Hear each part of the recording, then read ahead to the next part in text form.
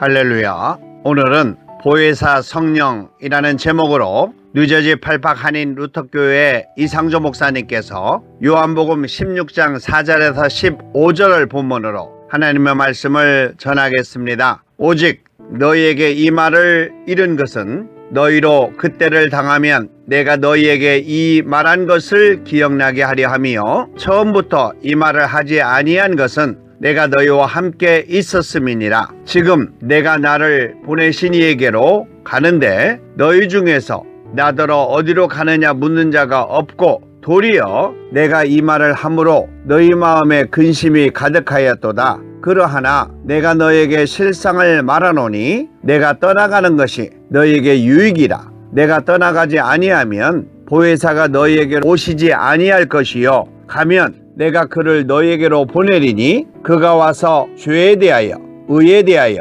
심판에 대하여 세상을 책망하시리라. 죄에 대하여라 함은 저희가 나를 믿지 아니하며 의에 대하여라 함은 내가 아버지께로 가니 너희가 다시 나를 보지 못함이요 심판에 대하여라 함은 이 세상 임금이 심판을 받았음이니라. 내가 아직도 너희에게 이를 것이 많으나 지금은 너희가 감당치 못하리라. 그러하나 진리의 성령이 오시면 그가 너희를 모든 진리 가운데로 인도하시리니 그가 자의로 말하지 않고 오직 듣는 것을 말하시며 장래 일을 너희에게 알리시리라. 그가 내 영광을 나타내리니 내 것을 가지고 너희에게 알리겠음이니라. 무릇 아버지께 있는 것은 다 내 것이라. 그러므로 내가 말하기를 그가 내 것을 가지고 너희에게 알리리라 하였노라. 아멘. 오늘 본문에서는 성령이 오시면 일어나는 일들에 대하여 말씀하고 있습니다. 그런데 이 성령이 오시는 과정에서 또는 이 세상에서 당하는 고난과 박해도 있다는 것을 먼저 알려주셨습니다. 오늘 본문에서는 성령이 오시면 일어나는 일들에 대하여 말씀하시고 있습니다. 그런데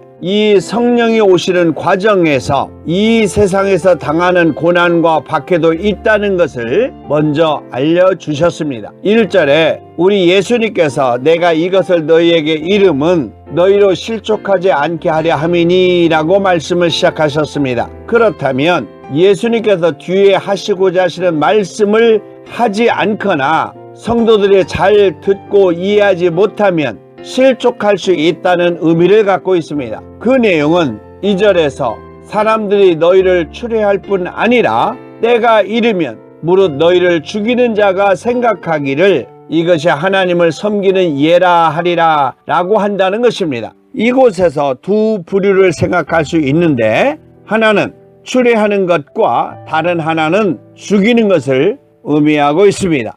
이것은 성도들에게 닥치는 큰 힘이나 권력 같은 것을 의미하고 있는데 추례는 함께 살 수 없도록 쫓아내는 것을 의미하고 있습니다. 그 당시에 유대인들 사이에서 쫓아낼 수 있는 것은 종교적인 유대인 자격을 박탈하거나 같은 동족으로 여기지 않는다는 것을 의미하고 있습니다. 이것은 역사적으로도 증명할 수 있는 내용입니다. 특히 모세 율법을 잘못 해석하거나 인용해서 유대인들의 공동체에서 쫓아낼 수 있는데 역사적으로 예수님께서 직접 당하신 일이었습니다. 그리고 모세 율법을 인용해서 죽일 수 있는데 이것이 곧 하나님을 섬기는 것이라고 하면서 예수님께서 십자가에 돌아가신 것과 초대교회 시절에 스데반 집사의 순교도 대표적인 예라고 할 수 있습니다. 예수님의 십자가의 죽음도 유대인들이 신성모독이라고 하여 이방인들의 손을 의지해서 죽이는 일이 있었듯이 성도들에게도 세상에서 당하는 순교와 같은 일들이 있다는 것을 말씀하고 있습니다. 유대인들이 그렇게 한 것은 그들이 말하는 하나님과 메시아, 즉 예수님을 알지 못하기 때문이라는 것입니다. 그 유대인들은 하나님을 잘 섬긴다고 하면서도 자기들의 지식으로 하나님이 없는 행위로 섬기는 일을 하였기 때문에 성경에서 말하고 있는 메시아, 즉 예수 그리스도를 알지 못하고 고난과 박해를 통해서 십자가에 죽이게 된 것입니다. 그러므로 오늘 본문을 통하여 우리 예수님께서 간절히 말씀하시고자 하시는 내용이 있습니다. 이것은 성령에 관한 것입니다. 미리 말씀드렸던 고난과 죽음을 이길 수 있는 유일한 길은 예수님이 승천하시고 재림하시기 전까지는 성령의 임재와 성령의 충만만이 이길 수 있기 때문에 그렇습니다. 본문 4절에 오직 너희에게 이 말을 이른 것은 너희가 그때를 당하면 내가 너희에게 이 말한 것을 기억나게 하려 함이요 라고 말씀하시고 있습니다. 그렇다면 예수님께서 승천하시고 난 이후에 반드시 2절에 말씀하신 추례와 죽음이 있다는 것입니다. 그때 그것을 이길 수 있는 힘은 지금부터 예수님께서 말씀하신 보혜사 성령이라는 것입니다. 이어가고 있는 예수님의 말씀 중에 처음부터 이 말을 하지 아니한 것은 내가 너희와 함께 있었음이니라 라고 하셨습니다. 이 내용은 우리 성도들에게 매우 중요한 내용입니다. 예수님의 제자들이 출교를 당하지 않고 죽임을 당하지 않았던 것은 예수님께서 항상 지켜주셨기 때문입니다. 바리새인들과 서기관들이 숨어있다가 예수님을 죽이려 했으나 그때마다 예수님께서 아시고 피하셨으며 제자들을 보호해 주셨던 것처럼 예수님께서 승천하시고 안 계실 때에 예수님을 대신하여 성도들을 동일하게 보호해 줄 유일한 분이 바로 성령이라는 것입니다.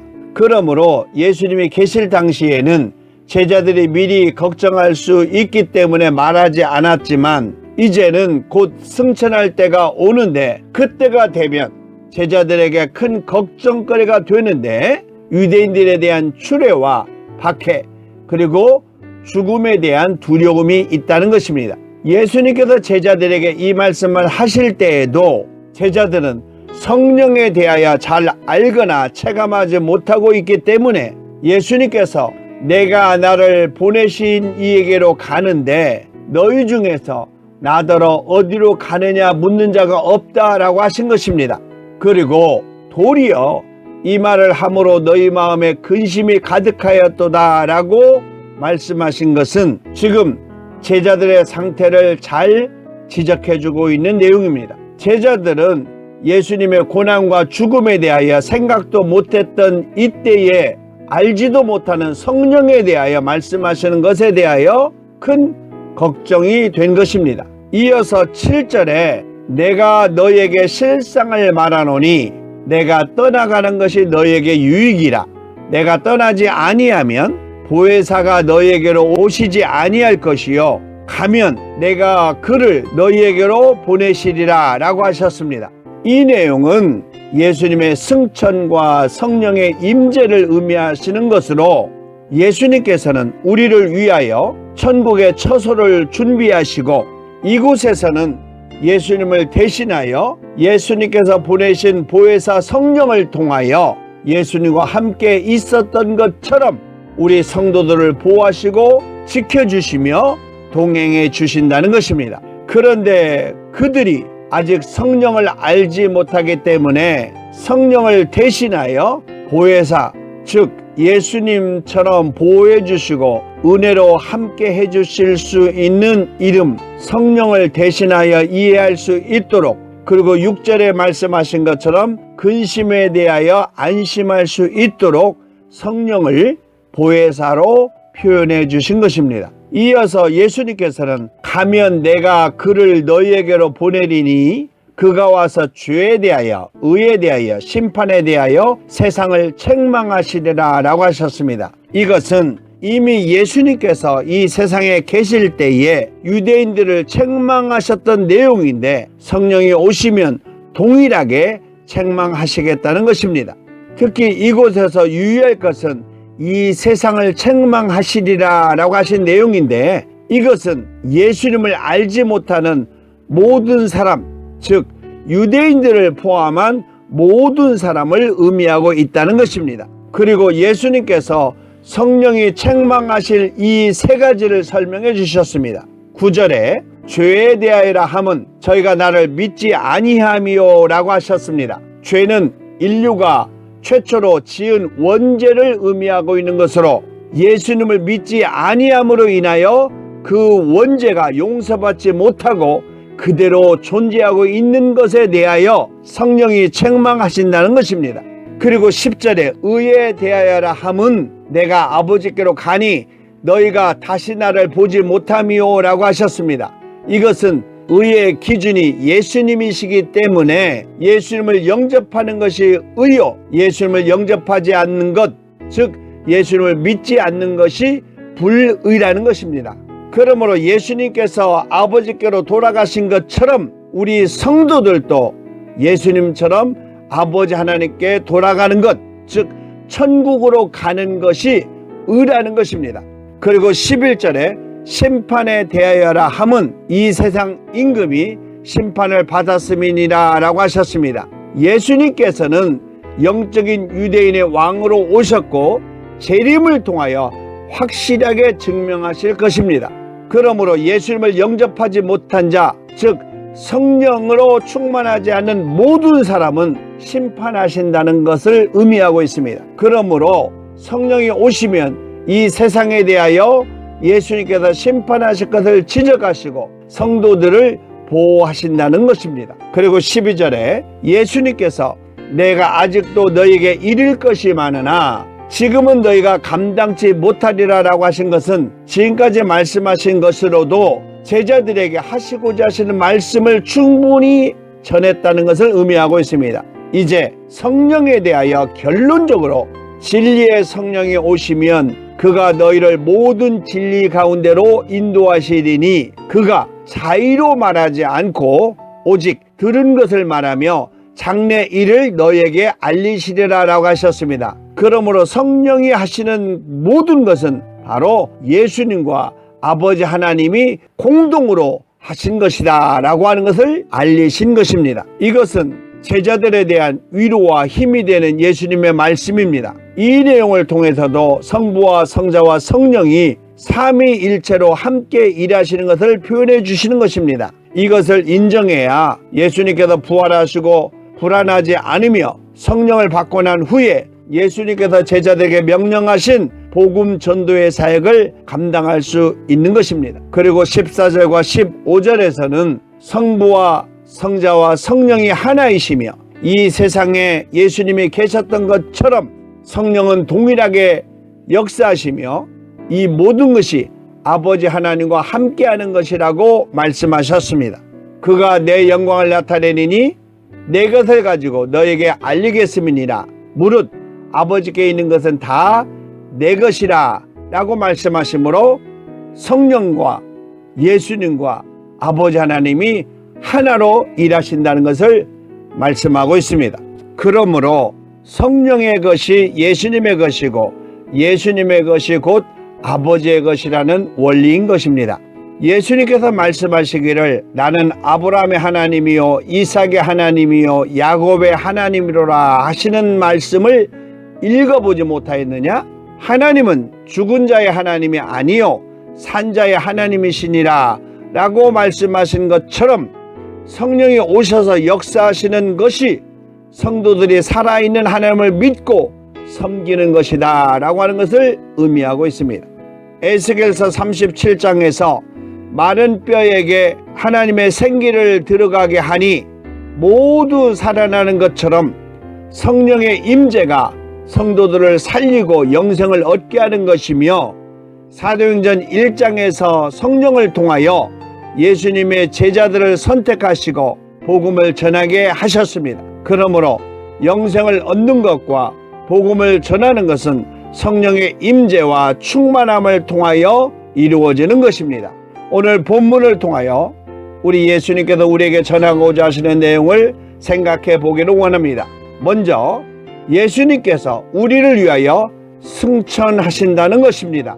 7절에 내가 떠나가는 것이 너희에게 유익이라 라고 말씀하셨습니다. 그리고 승천하시는 모습을 갈릴리 사람들에게 보여주셨습니다. 사도행전 1장 11절에 갈릴리 사람들아 어찌하여 서서 하늘을 쳐다보느냐 너희 가운데서 하늘로 올리우신 이 예수님은 하늘로 올라가심을 본 그대로 오시리라 라고 말씀하셨습니다. 그리고 예수님께서는 하늘나라의 하나님 보좌 우편에 앉아 계셨습니다. 마가복음 16장 19절에 주 예수님께서 말씀을 마치신 후에 하늘로 올리우사 하나님 우편에 앉으시니라 라고 말씀하셨습니다. 이것은 예수님의 권능을 의미하고 있습니다. 그리고 하늘나라에서 살 우리 성도들의 처소를 예비해 주신다는 것입니다. 요한복음 14장 2절에서 3절에 보면 내가 너희를 위하여 처소를 예비하려 가노니 가서 너희를 위하여 처소를 예비하면 내가 다시 와서 너희를 내게로 영접하여 나 있는 곳에 너희도 있게 하리라 라고 말씀하셨습니다.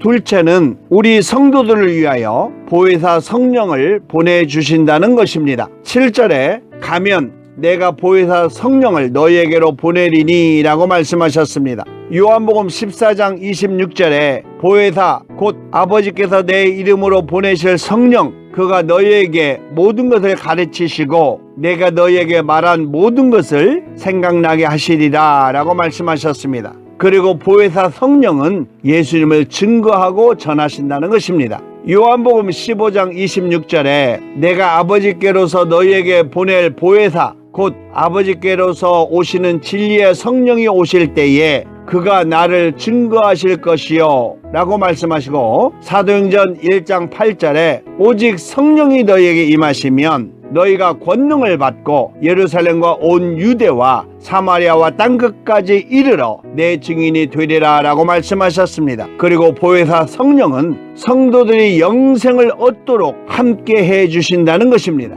요한복음 14장 16절에 내가 아버지께 구하겠으니 그가 또 다른 보혜사를 너희에게 주사 영원토록 너희와 함께 있게 하시리라 라고 말씀하셨습니다. 마지막으로 세 번째는 보혜사 성령을 통하여 성도들이 예수님과 함께 살게 된다는 것입니다. 15절에 무릇 아버지께 있는 것은 다 내 것이라 그러므로 내가 말하기를 성령이 내 것을 가지고 너희에게 알리리라 라고 말씀하셨습니다. 보혜사 성령은 성도가 예수님 안에 있도록 해주시고 알게 해주신다는 것입니다. 요한복음 14장 20절에 그날에는 내가 아버지 안에 너희가 내 안에 내가 너희 안에 있는 것을 성령을 통하여 너희가 알리라 라고 말씀하셨습니다. 그리고 보혜사 성령은 성도가 예수님의 계명을 지키도록 해주신다는 것입니다. 요한복음 15장 10절에 내가 아버지의 계명을 지켜 그의 사랑 안에 거하는 것 같이